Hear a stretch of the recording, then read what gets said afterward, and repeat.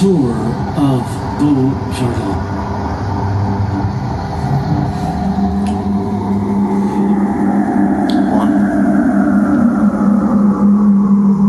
The city of Beaujardin is as dark as it is dangerous.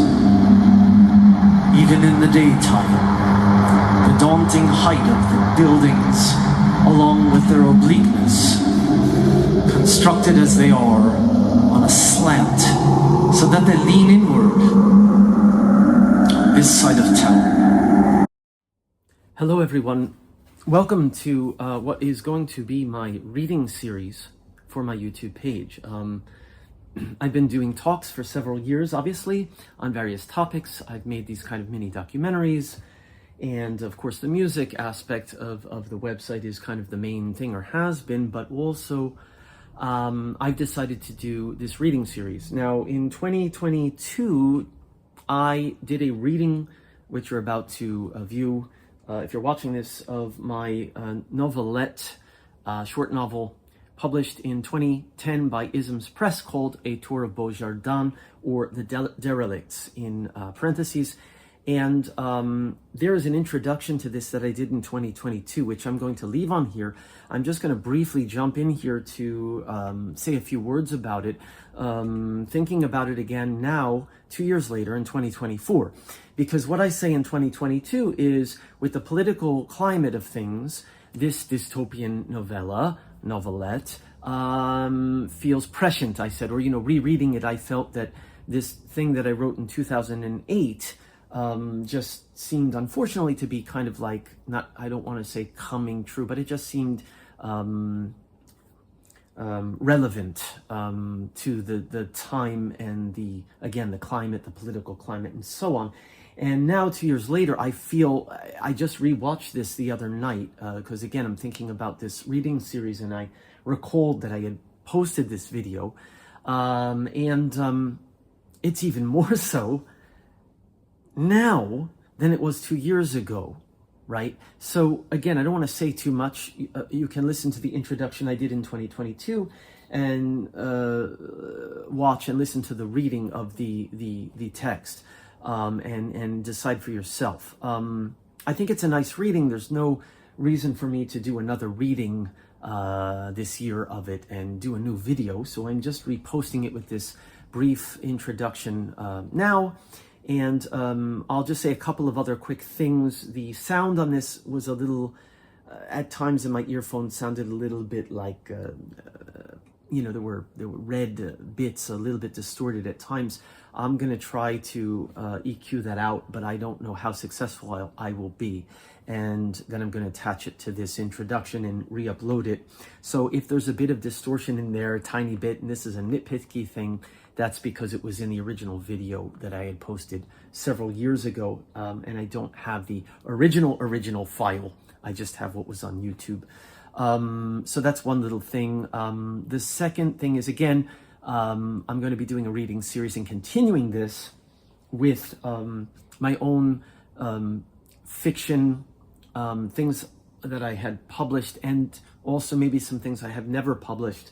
I have a lot of things in my vaults. I actually have full novels in my vaults, but I don't know that I would take the time to read, maybe excerpts from things.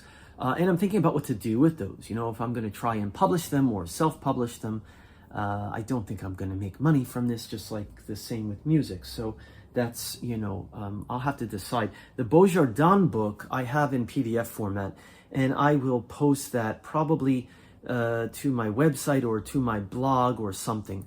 There's also an essay I wrote last year about my musical activities, and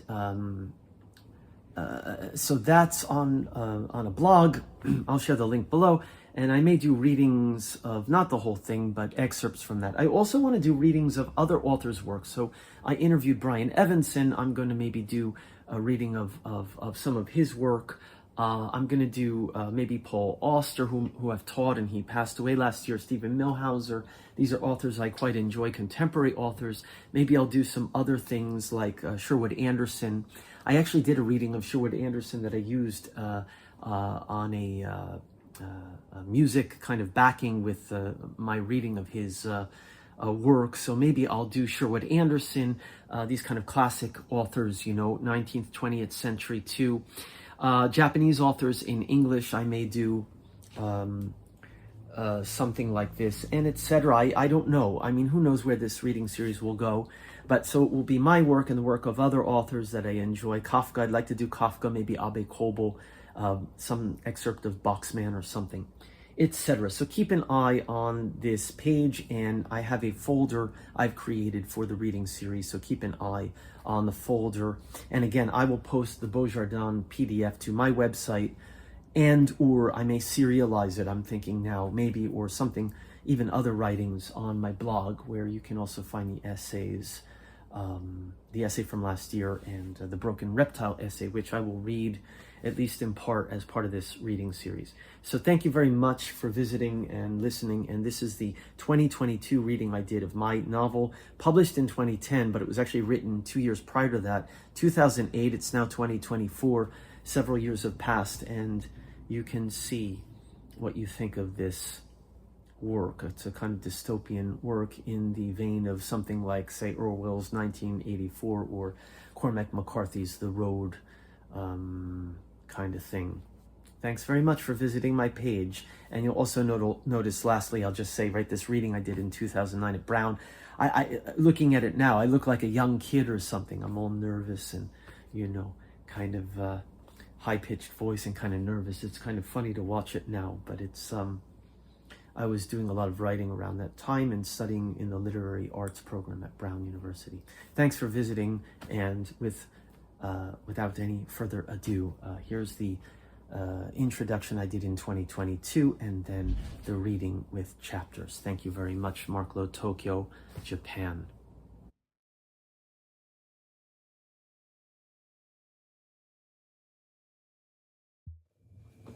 Hello, Marc Lowe here, and I just want to do an introduction to this reading that I'm about to do for this book. It's a chapbook or a novelette called A Tour of Beaujardin. This was published in 2010 by Isms Press, a small press in the UK. It was part of the journal Sein und Werden. Parts of this were actually published the previous year in the journal. And then the editor, Rachel Kendall, accepted this and published this as a physical chapbook.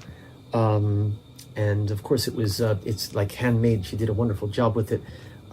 This version has a black in it, and she had a version with a red in it as well to differentiate. There was a kind of two versions. And this is the only copy for some reason I have any longer. I don't even have the version with the red in it anymore. Somebody somewhere out there might have it. Someone I had known perhaps during my Brown University days when I was studying for an MFA in fiction writing, since this was published while I was, still at Brown. And I think I basically gave copies of this to my closest friends and things. So somebody might have a copy somewhere. Anyway, this book, one of the reasons I have been sort of thinking about it again, I guess it's twofold. One is that, for all these years in between, actually post-Brown, from around 2013 or 14 onward, I sort of caught the music bug. Obviously, I've done various things throughout my time on this earth, my short time on this earth, and one of them is writing fiction and doing the degrees in literature, Japanese literature, American, well, not American literature per se, but I now teach American literature, having gone through the program at Brown and having done the Master of Fine Arts and reading all kinds of things, world literature really, or you could say sort of comparative, but from the art side of it. So this A Tour of Beaujardin, or The Derelicts, the subtitle, was published in 2010. And these days I have been thinking again about maybe writing something, like another piece of fiction. That's the one reason. And the second reason is, having reread it recently a couple times, thinking about what's going on in the world right now. A lot of the themes that I was sort of that were dealt with in this short novel, and this is a kind of science fiction or a dystopia type novel, are things that now in 2022, unfortunately, are more real or seem closer to home even than they did when I wrote this book. And when I wrote this book, it was maybe looking at it was obviously looking at one can only live in the present and be of one's time. This is something David Bowie had said. People always say, David Bowie, the critics would say, he's so ahead of his time. And he said in an interview, well, no, that's not really possible. Just like when people called him a chameleon, he said, that's ridiculous. I'm not trying to blend in with my surroundings. Anyway, one can only be of one's time, but one can see trends, and one can, how can I say this? History repeats itself, right? Over and over and over. I mean, the Great Plague of London, World Wars I and II in Vietnam, and human nature doesn't change much.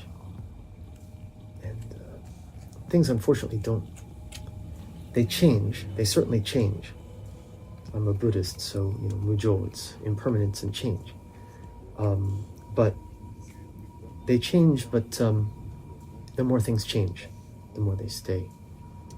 Nothing has changed, everything has changed, says David Bowie. It's like David Bowie's not he's not God or anything. He's a reference point for me, right? So, reading this again, I thought, oh my gosh, a lot of these things really, even though it's science fiction, the fictionalized here, like Cormac McCarthy did in The Road, for example, some years ago. They hit home for me now, and they might hit home for some of you listening to this.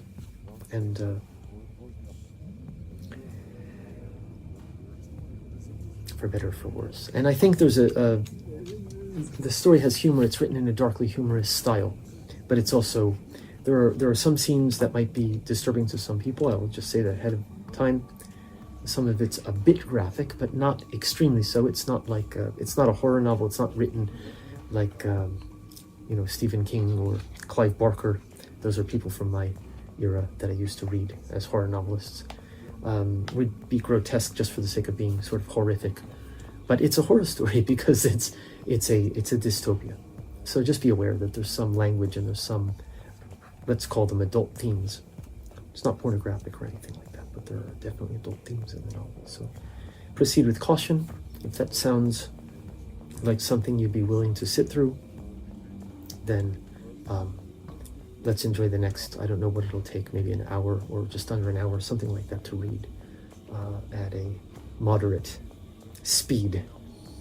Thank you, and let's get started with the Tour of Beaujardin. I'm just going to start, before I start reading it, with the this I put here at the beginning, this quote from Les Jardins de Supplicy. I guess my French is very bad, but the torture garden, it's translated as the torture garden from the French. It's a late 19th century novel by Octave Mirbeau. And the quote, which you'll see how it connects to the story: "They looked at us, doubtless astonished to encounter two people still standing at that time and in that place, two beings still alive, who still had their heads, their legs, and arms. 1.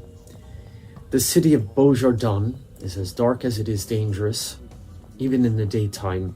The daunting height of the corporate buildings, along with their obliqueness, constructed as they are on a slant, so that they lean inward on this side of town, manages to block out every last trace of that tired old sun which occasionally shines through the swathe of clouds, perpetually painting the sky a dreary gray.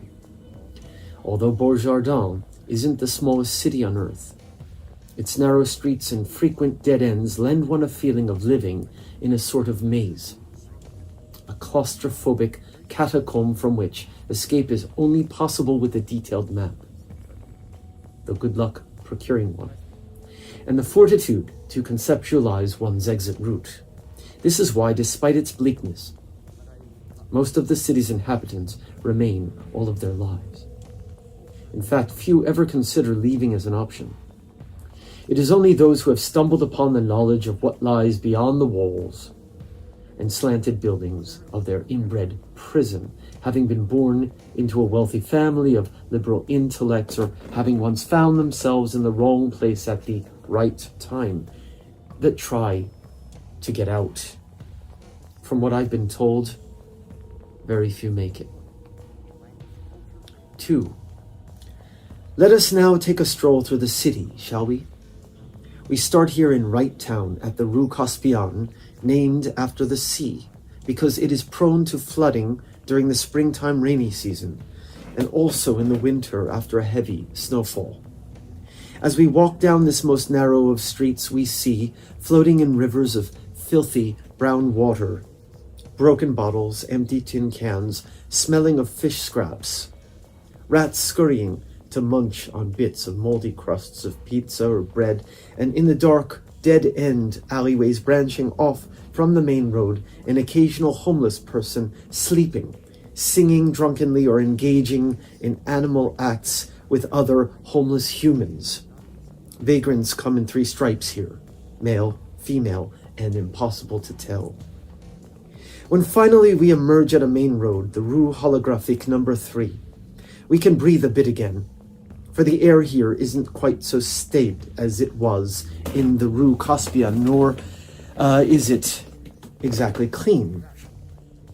The cars, trucks, buses, and motorbikes whiz by at incredible speeds. We are reminded of the Autobahn in Germany, though this thoroughfare is much narrower than the former, and despite the speed at which they tend to travel, most vehicles drive bumper to bumper.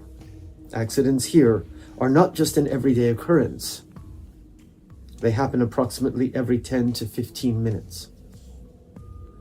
It is for this reason that ambulance sirens constantly wail, and that the screeching of tires and the screaming of voices can be heard around the clock by those living anywhere near a crossing, such as this. 3. We wait for the light to turn aqua blue, and then cross, looking both ways as we run, for the light will only remain this color for an instant.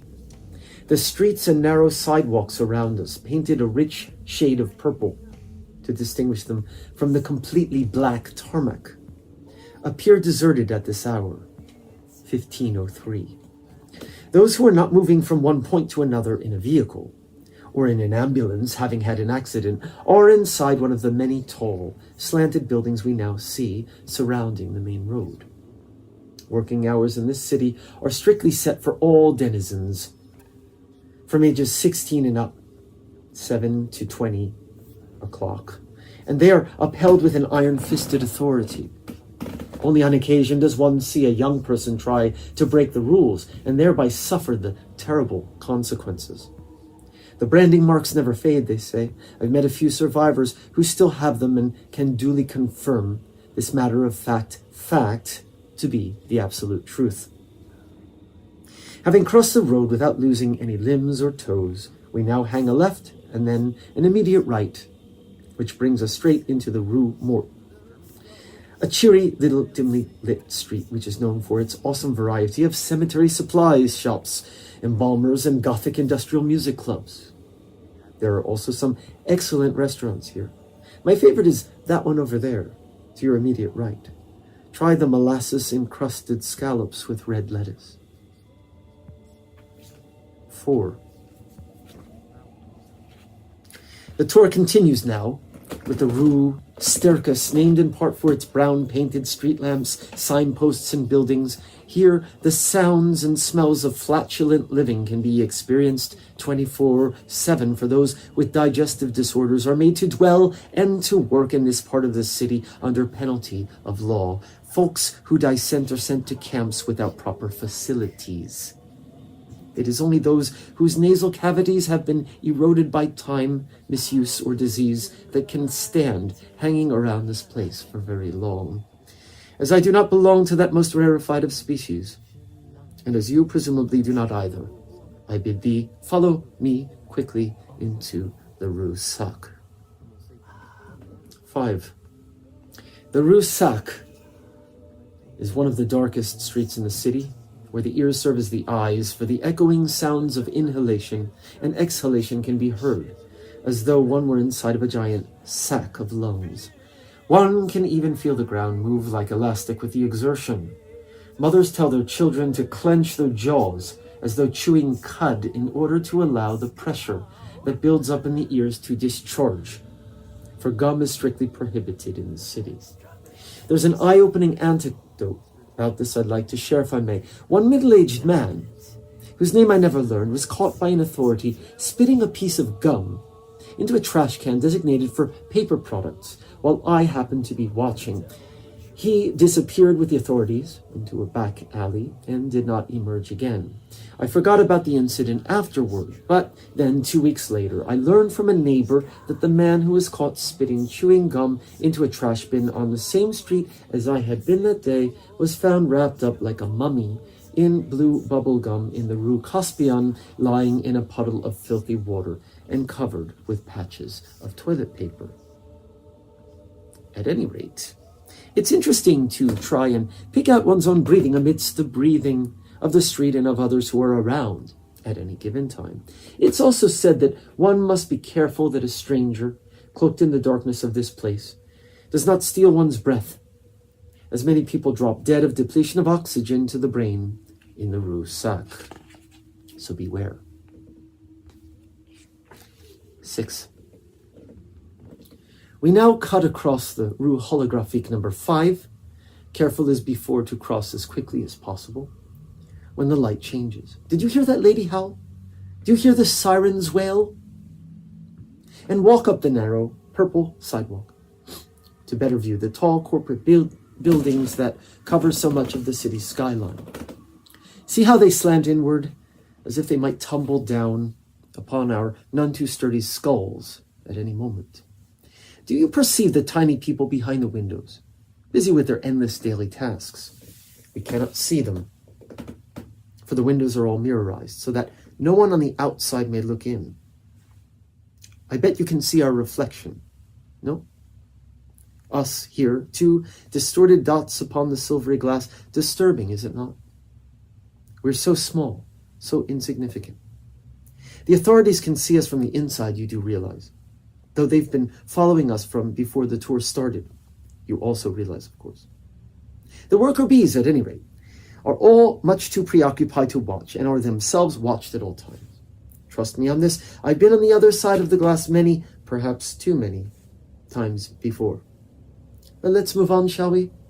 I'm feeling a bit tremulous now, a bit feverish. Do you feel it too? 7. Okay, so this here is the Rue Antipodean, said to be the polar opposite of Rue Nedopitna. I say said to be because I haven't been able to find the latter on my own.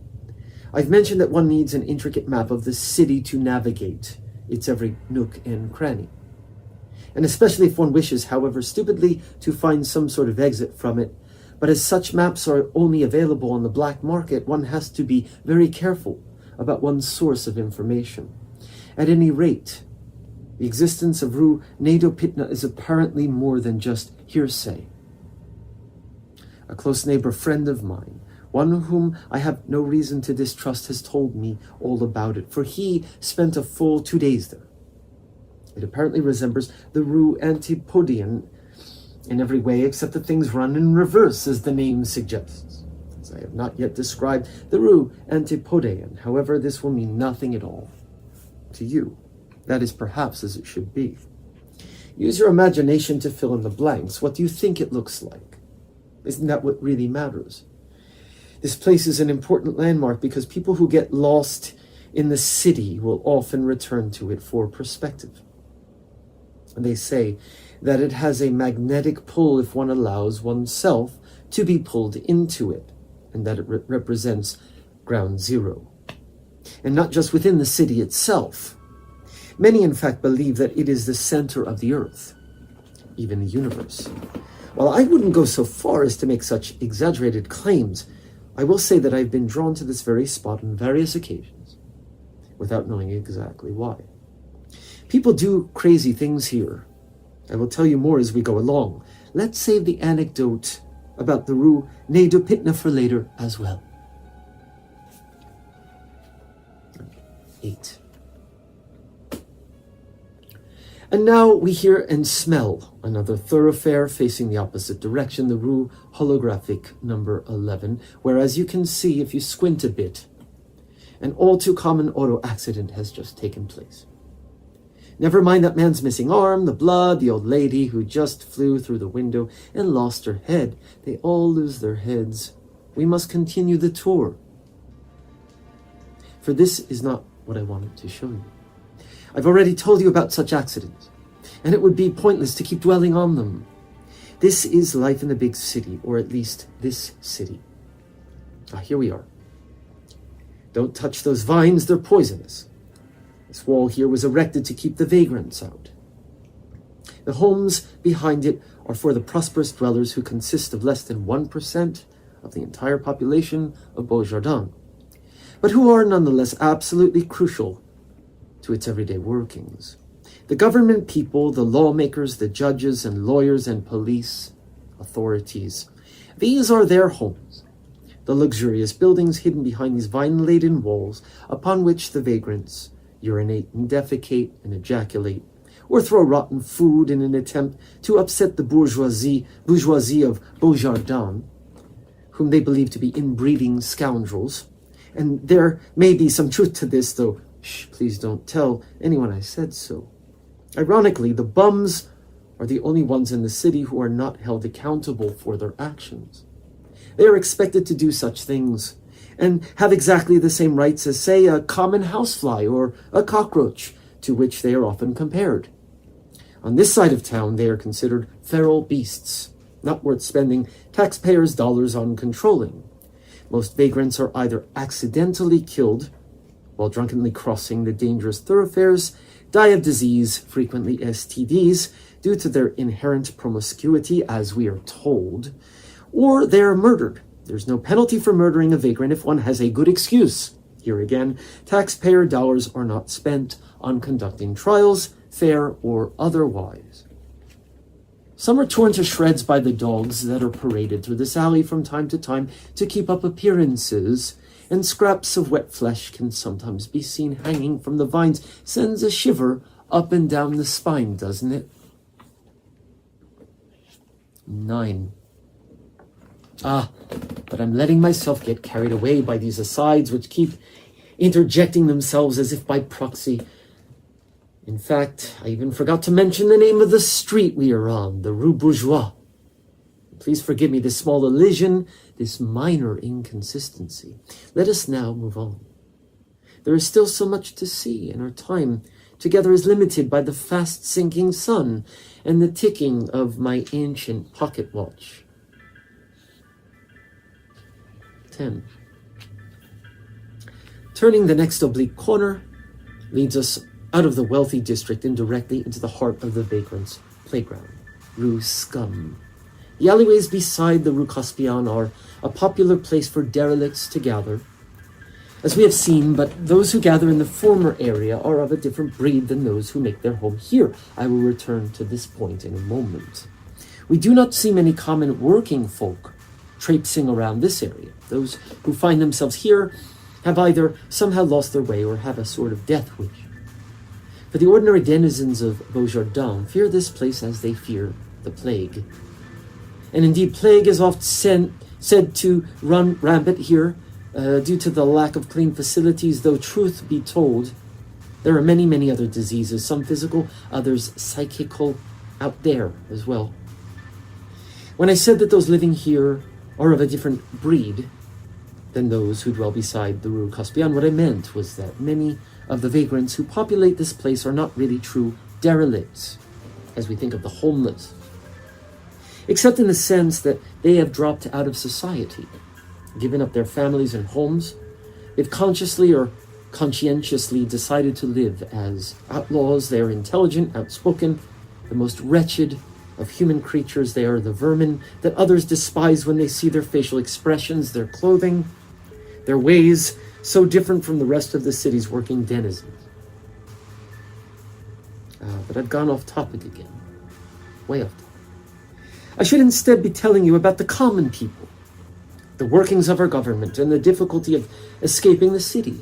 The authorities are very proud of this fact, as well they ought to be, for it is truly difficult to leave. Well, we'll get back to all of this in due time. Perhaps I should have rehearsed my drippy faucet dialogue beforehand. I hope I'm not in hot water for saying all I've already said. A bit difficult to retract everything that's been uttered to this point, eh? 11. Ah, you see? Over there. An old prostitute feeding an older vagrant who looks as though he is about to drop dead. There are moments of tenderness in this world. Some people do have good hearts, despite outward appearances.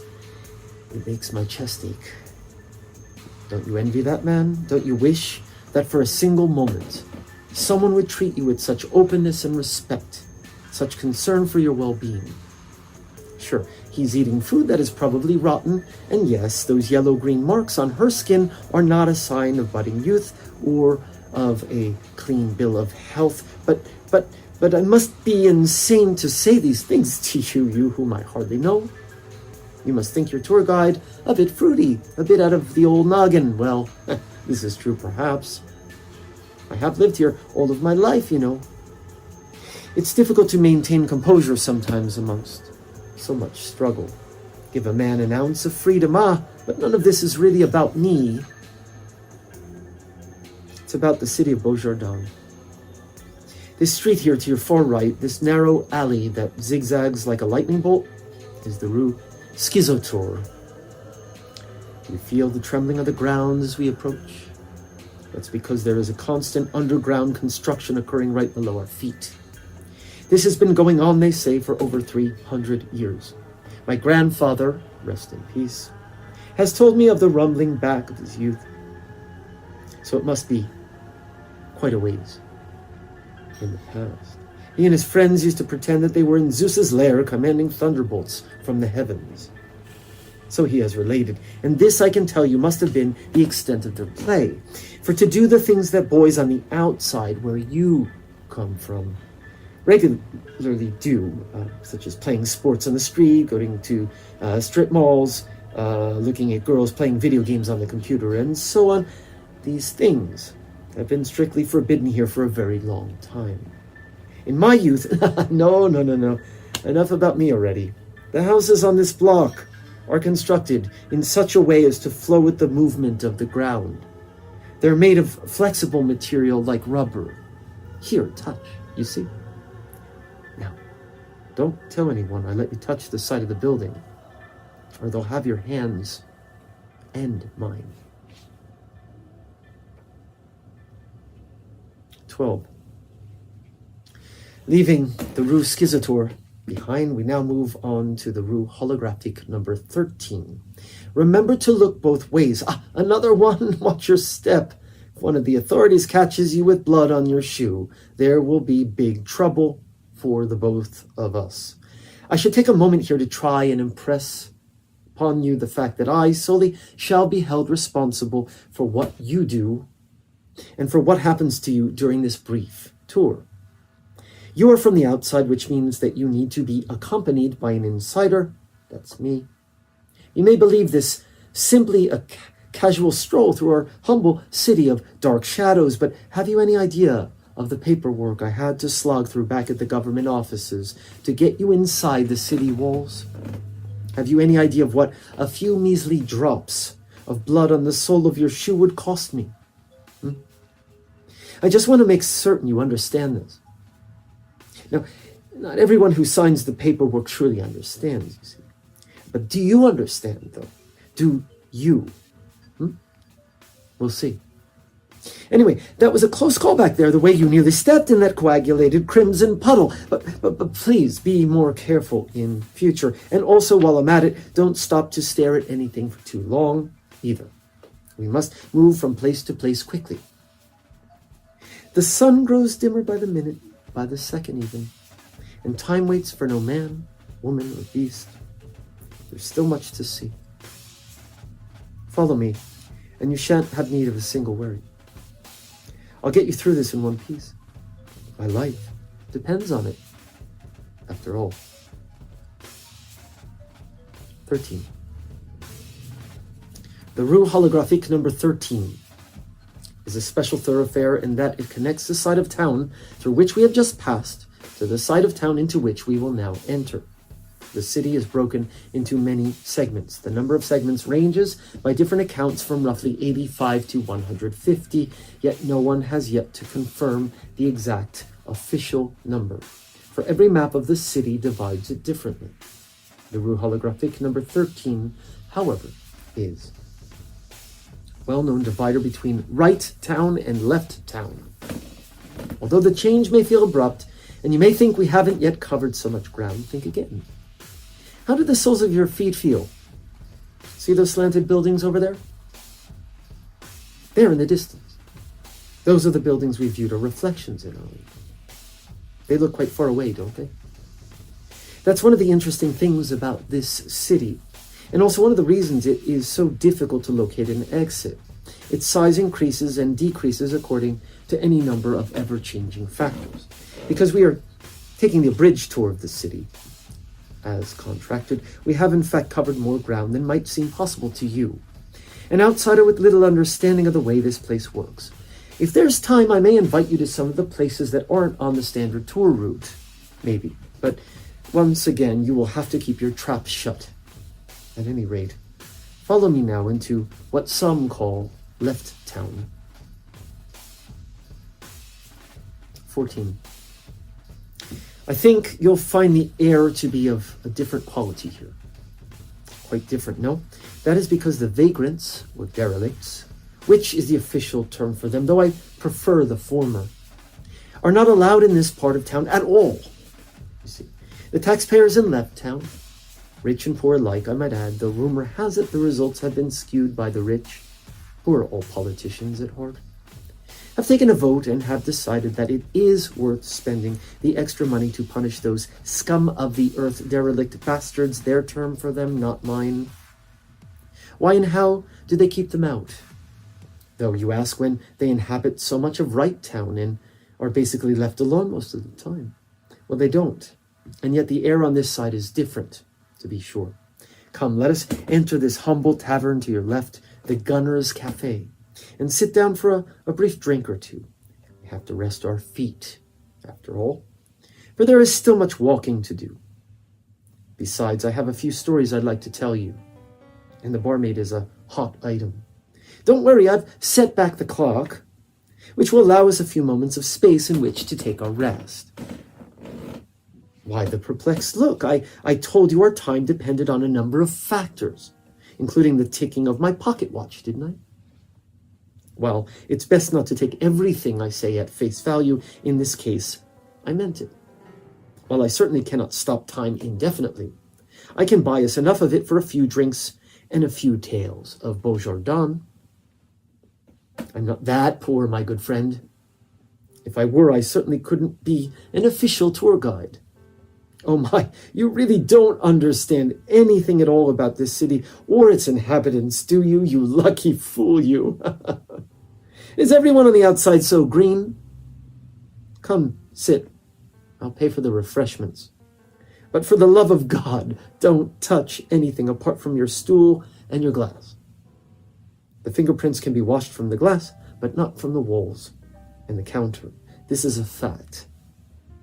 Don't forget it. 15. Did you enjoy your drink? Good. Let's move on then, shall we? I thought I had stopped time, but in fact I hadn't. Don't look at me like that. I'm not lying. I simply forgot to rewind the clock in the proper fashion. And, well, you see, it's a common mistake. Anyway, the tour must go on, and so it shall. Don't forget what I told you inside. The derelicts are armed, and they will shoot at you if you stare. Keep your eyes pointed toward the ground and listen to my instructions. Well then, you may notice that the buildings here slant in the opposite direction as those on the other side, as if leaning back in a chair rather than slumping forward. This is to distinguish the two sides of town, it's said. Some also insist that the buildings here are frightened by the constant gunfire. You hear it? Yes, you must. And that they're retracting in terror from the derelicts and the armed denizens, those who are rich enough to afford guns, that is, as well, of course, as the zillers, or the local mafioso, who supply the derelicts with ammo in exchange for other commodities. But this is all so much romanticized hyperbole. It's a nice image, though, is it not? Fearful buildings indeed.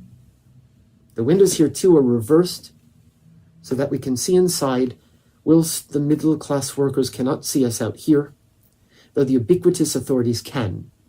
They've learned a lot from the outsider, George Orwell. They read his fiction as if it were fact. Well, we'd better hurry.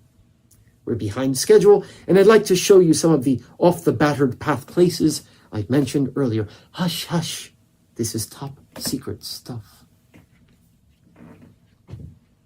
16. Okay, now this here is the Rue Supplicants. Those people chained to the stone altars have broken the law. Remember those anecdotes I related to you earlier in the cafe? The laws are harsh on both sides of the city, but if I had to choose a place in which to be punished, it'd have to be back in Right Town. For here in Left Town, one does not get away simply with being wrapped in bubble gum, I dare say. We will never know what these denizens' crimes were, for such information is kept quiet. The newspapers here do not discuss such private matters, but only report on official events. I can't watch this. It's too much. Ouch, that must really hurt. The sound of breaking bone and bursting organs makes me ill. This is a veritable torture garden, my friend, and not for the faint of heart. Let's move on. Quickly now. Don't stare, remember? 17. Ah, wouldn't you know it? There's a newsstand over there. Come, I'll show you today's headlines. Productivity on the increase with new workhorse drug. 10 derelicts found guilty in Left Town, condemned to death. Beaujardin honors its most loyal patrons. The left and right editions are basically the same, with the Right Town edition emphasizing productivity and the Left Town edition emphasizing gains in the war against the derelicts, WAD for short. No mention is ever made of the civilian deaths that occur on the Rue holographic freeways. There are many such highways on this side as well, such as the one directly in front of us, or of those who mysteriously disappear after being taken away for disciplinary reasons. These things are considered taboo to speak about. I am only able to do so because, well, I'm not really supposed to be telling you any of this, actually. And you, my friend, must not tell anyone about what I've said. Please do not let me down. You wanted to see the real Beaujardin? So look, this is it. The light is turned aqua blue. Let's cross. Shall we stop by the supermarket? It should be quite empty at this hour. It's not yet time for people to leave the office. Indeed, we'll have to finish up our little tour before then, my friend.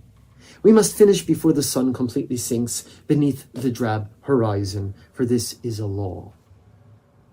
Isn't it said that one can learn something of the people of a certain place by what they imbibe? You're in for a real treat, I promise. Yum, yum.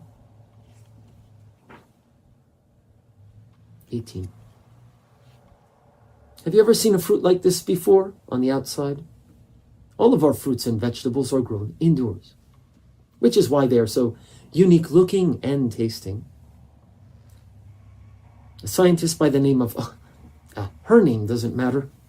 She was the daughter of a murdered religious fanatic who believed that man was himself capable of emulating God through bioengineering. You know, cloning and the like. I'll tell you more about our religious regulations later. Yes, well, anyway, she somehow got hold of an article about hybrid fruits smuggled in from the outside. The authorities destroyed all of her father's books and articles, and she began experimenting with combinations of genetically modified fig and duck, semolina and salmon egg, eggplant and deer meat. The results of her illegal fiddling produced what is now the staple foods of our city. And although the scientist who discovered how to create them has disappeared, the formulas remain and have been streamlined so that thousands of these wonderful creatures can be created daily in our laboratories under large gas lamps powered by coal. the fuel source of choice in Beaujardin, because it is so cheap and plentiful here. We also drink a lot of milk, most of it engineered, like the fruits and vegetables in the laboratory, where additional vitamins, minerals, and energy enhancers may be added so as to reduce the need for other foods and beverages. It's the same philosophy as that behind the hybrid vegetables. Why eat eggplant and deer when one can have them both together in one nifty product for a fraction of what it would cost to buy either from a natural source? Imports from the outside are exorbitant. The choice for most of us is simple. Let the derelicts eat leaves and berries. Let them eat each other's flesh even. We, from the civilized world, buy our food from a shelf at the supermarket at an affordable price. Our salaries only amount to enough to buy the bare necessities, after all. 19. Well, I'm sure you'd like to spend more time looking about and sniffing all of our unique foods. We are on a tight schedule. So let us now move on again. Back outside into the stickiness of what is turning out to be quite a humid day indeed. Do you see the sun there peering out from the edge of that large nimbus? That's quite unusual, actually. It's rare to see the sun at all in this haze that covers the city. Between the clouds and the smog, there's very little sky with which to become acquainted. It was nearly 20 years before someone showed me a photo of what stars look like at night beyond our city, or of what a blue sky looks like. I thought it was a computer graphic intended to mock, to deceive. But I shan't wallow in such bittersweet memories. For the Rue Courreau awaits us now. The Rue Courreau is the place where those who have lost their homes due to gambling, sloth, or other vices come to work. The hours here are much longer than for regular folk. Rather than a 7 to 20 o'clock schedule, people here work from 1 to 22 o'clock inside one of those red-colored office buildings with no windows, which means, in essence, 24 hours a day with a 4-hour break in which to sleep. While most die before their sentence is up, a few survive on pure willpower. These latter individuals are revered in some quarters, though they can never find regular work again after doing time here in the Rue Courreau. It goes down on their permanent record, and so the infrequent survivors become as ghosts. Religious mendicants of a sort supported by a select few, and secretly, I might add, for it is illegal to give money or alms to such non-human humans. Many join the derelicts and go to war against the rich and the privileged, some of whom may even have been their own friends in their past life, or they commit suicide by throwing themselves into one of the Rue Holographique freeways. Others, it said, attain a state akin to what in the Far East is termed Buddhahood, though anything outside of the official religion is strictly forbidden in Beaujardin, and so they must be extra careful not to get in trouble with the law yet again. Speaking of religion, do you see that crescent symbol atop the roof over there? That is one of our churches. Let us now go and have a closer look. 20. The official state, or city rather, religion of Beaujardin is called Beauism. Those at the top believe that it is every human being's right and duty to perceive beauty in ugliness, happiness in sadness, light in darkness, health in disease, and so on. This is the basic tenet of Beauism. But as telling a person to do something is in itself not an effective expedient, as experience has proven, we decided to build churches and to create a sort of holy trinity, along with a rule book and guide as to how one ought best to live one's life in our dark, but of course still quite lovely city.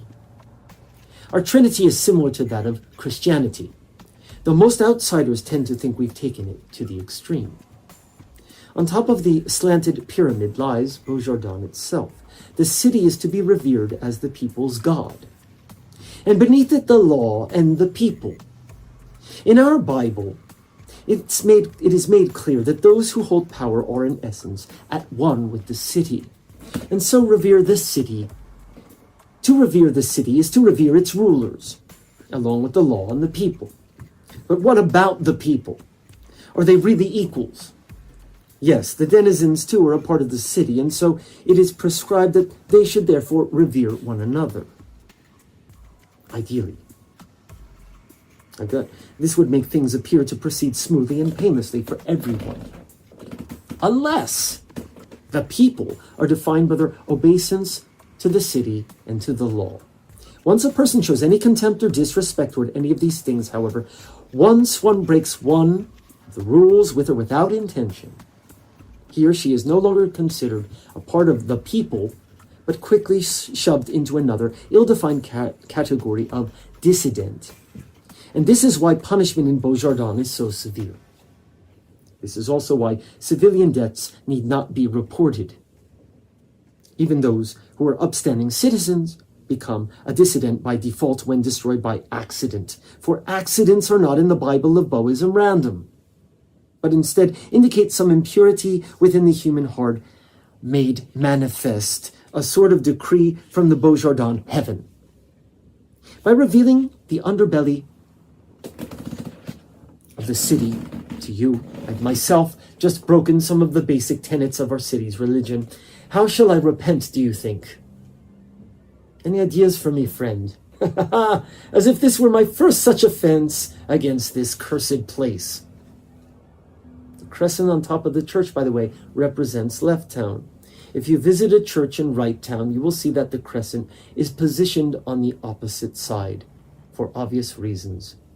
Isn't that righteous? 21.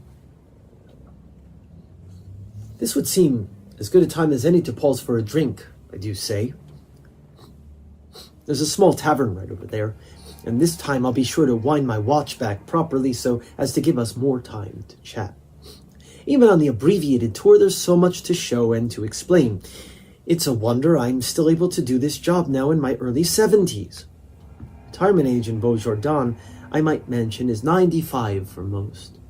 The average lifespan for men here is age 57. It's 59 in Right Town.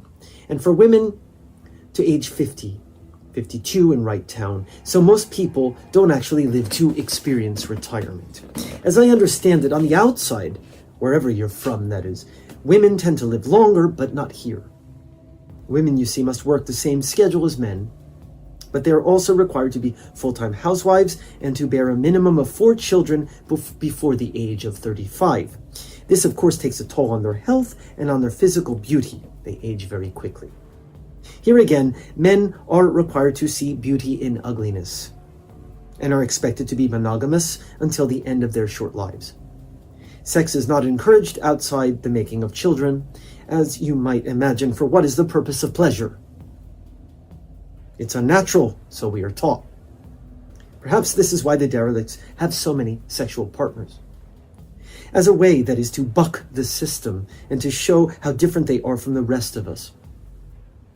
Between you and me, they don't die of STDs very frequently. That's just what the propaganda mill spews forth for us to swallow. And of course it's believable considering the conditions under which they are forced to live. Here in Left Town, the vagrants are frequently killed by stray bullets. It's war, live war, 24/7. I've been very careful not to bring you to the more dangerous parts of town up until now, by the by. You haven't seen anything yet, believe you me. 22. I feel quite refreshed. You? The dark-colored juice they mix into those drinks is filled with artificial energy enhancers. Keeps us all alive. Where was I? Yes, the dangerous parts of town. Forbidden parts.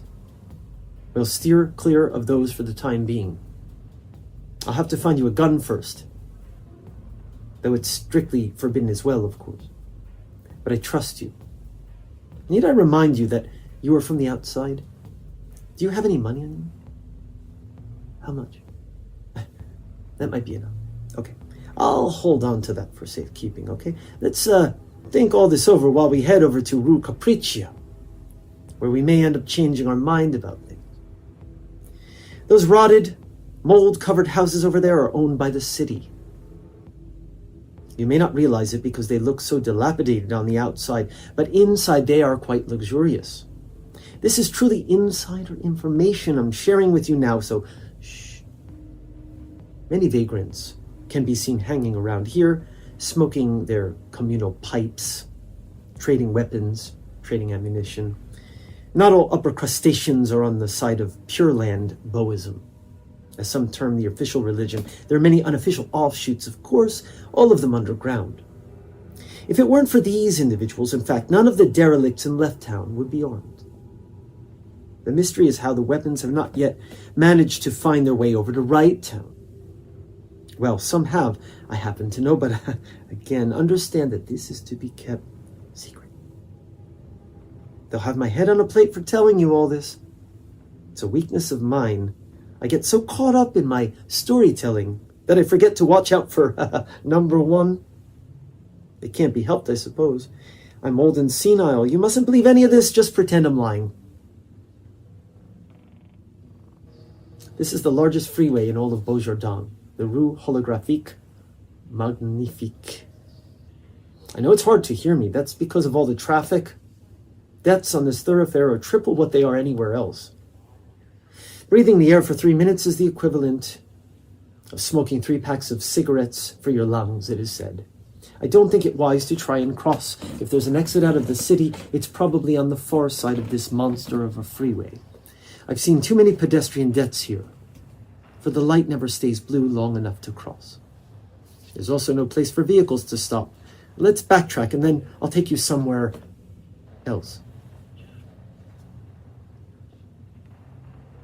24. We take a left, a right, a left, and then another left, and then we find ourselves in the Rue Cage.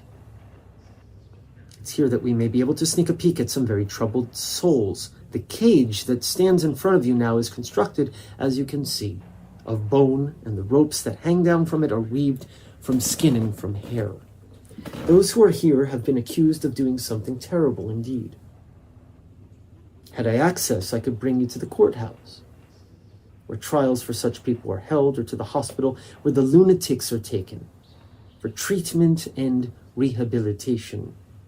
That's in quotes. But I'm afraid that these are places to which I've not been granted access for tours. The security level is too great to even entertain the idea of sneaking us in, my friend. Yes, well, anyway, it's said that there are trials. For where else do the taxpayers' monies go?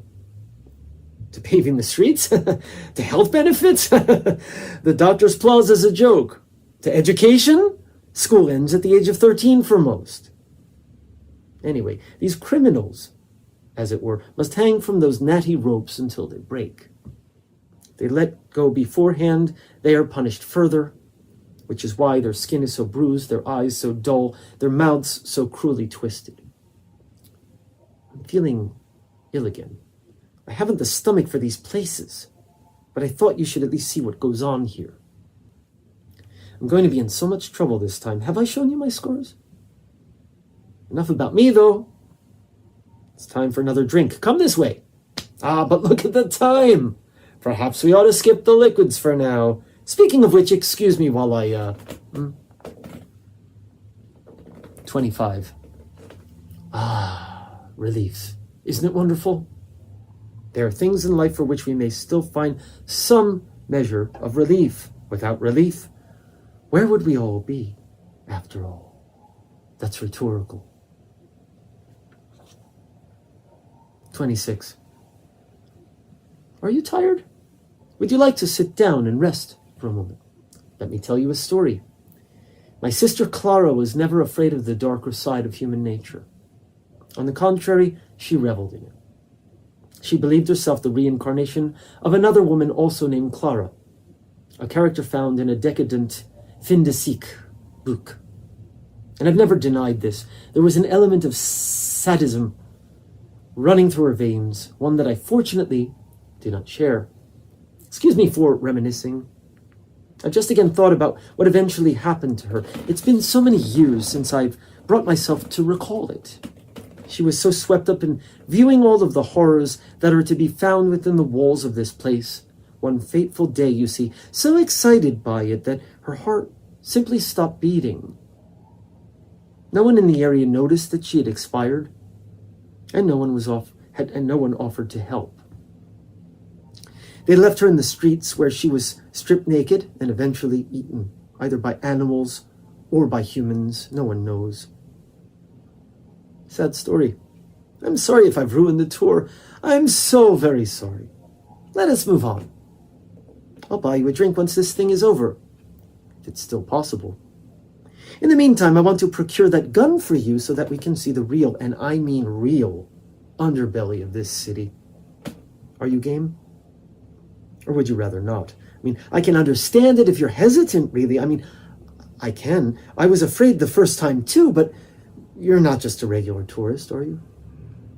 I sense an undercurrent of adventure, itching to claw its way through your sensitive skin. Perhaps I'm wrong, though I so rarely am. Well, there are still a few more things to see before we reach that point, at any rate. This city is full of interesting sights, uncanny sights. It all depends on how far you're willing to go. If you read the newspapers on the outside, you shouldn't be too shocked by any of this. I mean, you might think of this place as a microcosm of what happens out there, perhaps. It's a bit stranger, a bit more claustrophobic. Yeah, but not so different, really. A correspondent of mine on the outside, shh, don't tell anyone, she's from the same town as you, I believe, says in her latest encrypted email that she recently read a news article about a woman in the UK who was burned with petrol for no reason at all. The woman survived but is now horribly scarred. Is this not the world you yourself, I mean, live in? Although I admit we have our problems here, please don't judge us too unkindly. Perhaps Beaujardin is more of a dirty mirror than a black cloud, a fetid pool of fecal matter. Come, let us proceed while there's still time. 27. Follow me, please. Yes, this way. I'm going to show you something quite different now. To give you a different perspective, this is the Rue de Bestia. Look up there. You see? Those purple-colored birds with red spots on their beaks. Are they not beautiful? And there, right there, is a cat perched on the ledge. Pets are strictly forbidden in this city, have I mentioned? I wonder whose animal it is. Maybe it's a stray. Now look down at your feet. Do you see the giant insects? Unlike anything out there, I bet. And you thought cockroaches were ugly? These furry creatures are actually quite tame. Take my word for it. Oh, there it goes. See a fly? I hope it's not going after that cat. Those suckers can fly higher than you'd think. And they can also climb walls. But it looks as though it's doing just... Oh, look away, please. I didn't bring you here for more violence. Such a shame that everything always has to be like this, isn't it? One longs for a species that isn't so bloodthirsty. Occasionally, people have their eyes pecked out by the birds I should wound. I feel a sigh coming on. Perhaps if the world were populated by dolphins. Watch that none of that blood drips onto you. Remember what I said earlier about getting dirty? Let's move. I'd forgotten how the animals and insects attack one another all day long. What a slimy mess this place is. Now I'm in a foul mood myself. We better mind the time. I was only able to set my watch back approximately 3 minutes. Thought I had more mileage, but looks like I was wrong. Many apologies. I haven't been the greatest of tour guides, I'm afraid, though I'm quite possibly the most knowledgeable about Beaujardin. I'm not bragging, just telling you like it is. I'm 20 years older than the next oldest tour guide. I hope this is of some consolation to you. Oh my, the vagrants. The Derelicts are here. And I haven't yet gotten you a weapon. Let's run! Run!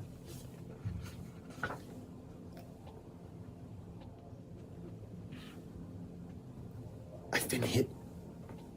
It's a good thing it was me and not you. Don't worry. It's nothing, just a little boo-boo. My shoulder was grazed, that's all. It's not so much blood, and besides, it's happened to me before. Many times before. Don't come too close, I don't want you to get dirty. Oh, thank you for the handkerchief. You're truly a good person. You do realize this will ruin it? Is it really okay? Oh, Beaujardin, bless you. In exchange for your kindness, let me give you this crescent talisman. Wear it so that you won't be shot at or run over or accused of something you did not do. But make sure no one else sees that you are wearing it, or again, I'll be in deep you-know-what. We're not supposed to give these to outsiders, but I've really taken to you, I must say. You're brave and kind and non-judgmental. This is rare in a Beaujardin tourist, and Beaujardin tourists are themselves rare, so congratulations. Ouch, oh, it's nothing. We must move on. We must complete the tour, and quickly. Oh, I'll be fine, I promise. 30. This is the Rue Borghese. It houses the largest, that is, the only library in the city. Though the library is filled with books that are all filled with blank pages. The philosophy of Boism herein applies to see beauty and ugliness, light and darkness, etc. That is to say that one should envision text where there is a blank page. One should use one's imagination to fill the pages with righteous words. Words that are in accordance with what the government requires. I've seen people lose fingers and limbs for trying to defile, that is to write in, the books or take them home with them. It's not a lending library. This is why we're not going to enter. The temptation to defile or steal is too great for many, deprived as they've been of text or of any other kind of entertainment at all for that matter. Well, legal entertainment anyway. The library also houses a large collection of blank photographs, blank tapes, CDs, and DVDs, and of computers that serve as monitors for the authority to watch patrons' every move. Next. 31. And here, of course, we have another freeway, the Rue Holographic, number 43. No one is sure about the numbering system for these roads. All we know is that there are a lot of them, and that due to the pull from the Rue Antipodean and its supposed reverse twin, the Rue Nedopitna, it's impossible to find them all. Now, didn't I say I had an anecdote about the Rue Nedopitna earlier? I don't remember it any longer. My head feels a bit... No, I've no idea of where it is.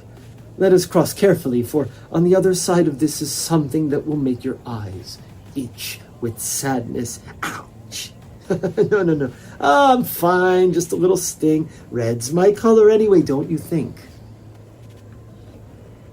32.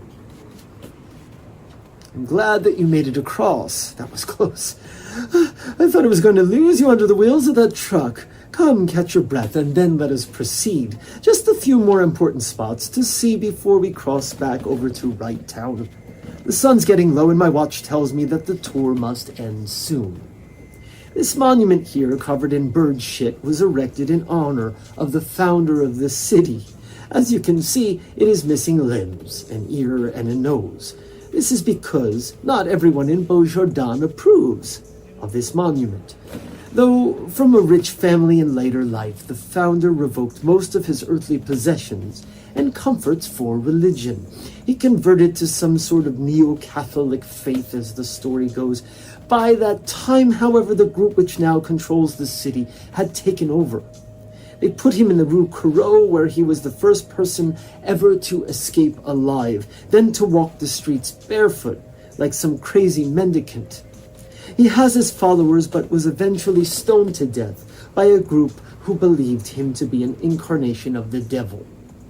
Ironically, the crescent of Boism is said to derive from the shape of the founder's ovular bald pate, upon which he would wear a crown of thorns in emulation of God's son. The current leaders of Beaujardin, have successfully twisted his words and theories about seeing beauty in ugliness, etc., to the furthest extreme, using it to imprison the denizens of this place and to make them slaves to their iron-fisted rule. As for the founder, whose name has been erased from the history books, as has all history in this godless place, the Borghese Library is a literal testament, but whose legend lives on in monuments such as this, is to some a martyr, while to others he was a fool who created a monster and then deserted his own people by becoming a religious maniac, utterly detached from reality. It is those in the latter group that have defiled this monument many times over, as you may already have guessed. And what do the Derelicts think of him? They believe that he was one of them. It's easy to see why. There's even a renegade derelict group that calls itself the Founders. They are the most violent and feared in all of Left Town. Oh my. I'm feeling a bit cold now. Is it cold? I'd stop for a warm drink, but there isn't any time. Come, we must hurry if we're to make it back. Before too late, I haven't yet told you what they'll do to me if I don't have you back before 18 o'clock. If you have questions about the Founder, I'll gladly answer them later, please. 33. I'm finding it difficult to speak for the chattering of my teeth. Perhaps we can pick a blanket off of a dead bum back in right town. Oh, it's cold, cold. Well, let us proceed. Can't stop the world for a tiny little wound in the tour guide's right shoulder. Now, can we? If you follow me through the narrow alleyway, you will see to our left and to our right more of those tall, outward tilting corporate buildings. They're full of people going about their daily work, frittering their lives away, hoping to be able to pay their bills to the government so that they and their families can survive. I was like that once. Before I got this job as a tour guide, they hired me because of my vast knowledge about the city, you see, and because they thought I was honest. I have been honest with you, my friend. That much I can say. Oh, I'm still holding your money. I couldn't possibly, really. That's awful kind of you. A tip? We aren't supposed to accept tips, but I suppose it's okay if you say so, and don't tell anybody. Well, for this I'll have to show you one place that isn't on the agreed upon tour before we get back. Just one more is all there's time for. Let's keep moving. See how the city stretches and folds. See how the perspective changes. We're almost there now. The Rue Holographique number 13 approaches. I will take you back. 34. We swing a left and then a right, then another right, then another left. And then we, and then you, and then... at last. 35.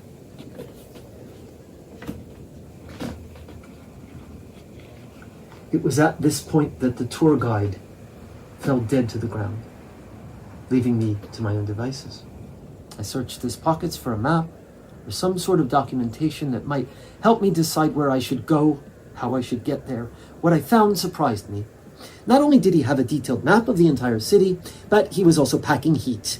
The gun was extremely sleek, slender, like a business card that fires deadly bullets. I also looked through his wallet, where I found my cash, which I'd converted to Beau francs when I first entered the city, all covered in blood, and an identification tag that had no name on it, but only a string of numbers, letters, and strange symbols.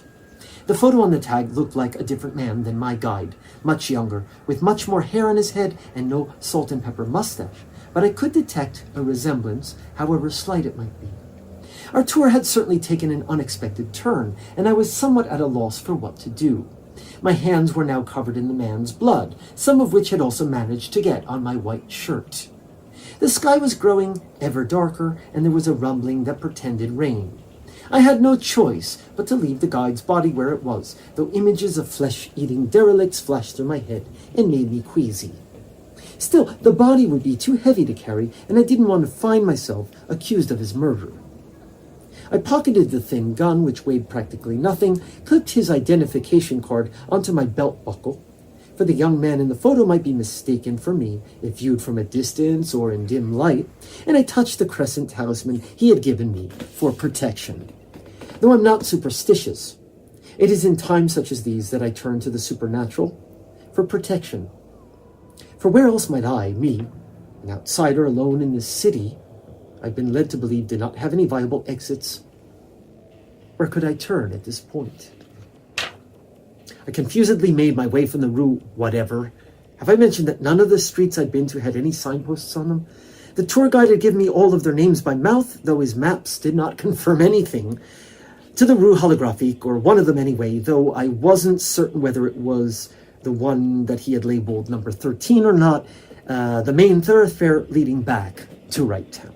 I wanted to get back, though back where exactly, before what I imagined would be rush hour in this city, the time when all of Beaujardin's working-class inhabitants would leave their places of emploi en masse to go home and do domestic things, whatever those things might be, and I had no idea, to tell the truth, apart from shopping at the supermarket where I'd seen those strange fruit things. The sky, it rumbled again, and so did my belly, for the effects of the drinks I'd imbibed were beginning to wear off, and I was now quite weary. The soles of my feet, I could sense, had developed blisters, one of which had burst and was sticky and painful, and my legs were sore and tired. What else could I do in my present state but walk? And so walk I did. As I walked, it began to rain. In the distance, I heard gunfire. The derelicts must be making war with the authorities, or perhaps vice versa, or perhaps the rich people were shooting at one another out of frustration or insanity even. I didn't feel fear so much as a sense of resignation. I had to make the best of my situation, for what other option was left to me now? As the tour guide had said, perhaps it would be better for all of humanity if the world were a giant ocean filled with friendly dolphins. But then the ecosystem would be completely out of balance, wouldn't it? It was an impossibility, an immature child's deluded dream. I smelled something burning on the air, something hard. The stench grew, and with it the rain began to pour down harder upon my weathered frame. The blood on my hands washed away instantaneously, but the stains on my shirt remained. I squeezed my crescent talisman, and I prayed to the city of Beaujardin and to the founder's confused memory for protection. In the distance, I saw an approaching figure, and then another, and another. I lifted my tour guide's wafer-thin gun into the air, closed my eyes,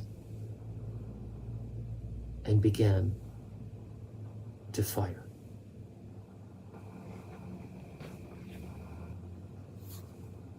Tour of Beaujardin, written in 2008, published in full by Isms Press in 2010. This is a limited chapbook that no longer exists except in my hands right now. Thank you for listening, and I hope you enjoyed the read.